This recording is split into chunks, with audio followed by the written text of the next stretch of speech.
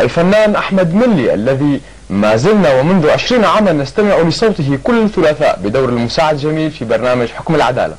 والآن بعد أكثر من 35 سنة على النسخة الأولى من مسلسل أسعد الوراق، وبعد أن كان ضيفا وقتها على المسلسل، ها هو يعود إلى النسخة الثانية.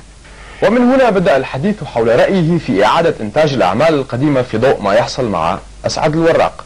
جديدي بالنسبة للأعمال الدرامية مسلسل اسمه أسعد الوراق، ويمكن أسعد الوراق لهلا بذاكرة الكثيرين.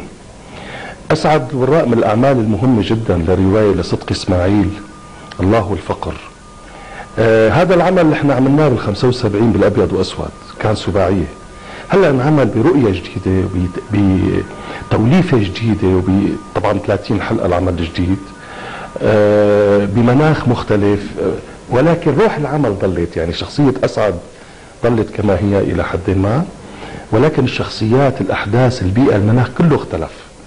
العمل إنتاج شركة عاش للإنتاج التلفزيوني، تأليف هوزان عكو وإخراج رشا شربتشي. حأعمل فيه شخصية رياض بيك. رياض بيك شخصية هو مقدم بالشرطة، رئيس الآمرية بهداك الوقت. شخصية ظريفة كتير وحبيتها كتير، ويعني إلى أبعادها.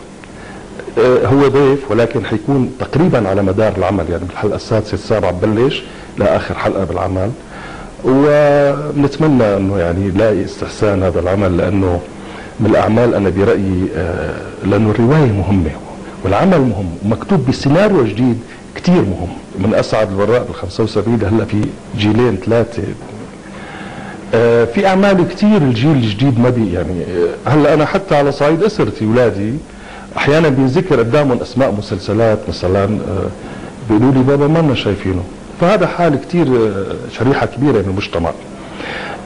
إحياء الأعمال القديمة اللي كانت ذات طابع كتير مهم وأثرت عند الناس وعند الجمهور، هذا أمر مشروع أنا برأيي. وكانت أصلا عموما الأعمال إحنا يعني أطول الأعمال كانت 13 حلقة على مدار دورة برامجية، يعني ال 13 حلقة ينزعوا خلال 3 أشهر.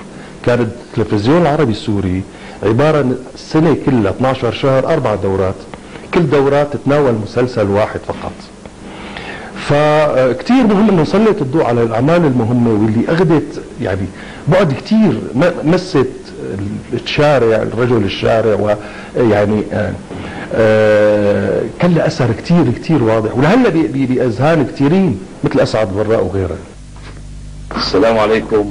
وعليكم السلام ورحمة الله وبركاته. الله الأسعد الوراق عسلامته يا أخي. صحيح طباعه غير طباع أهل البلد أبدا.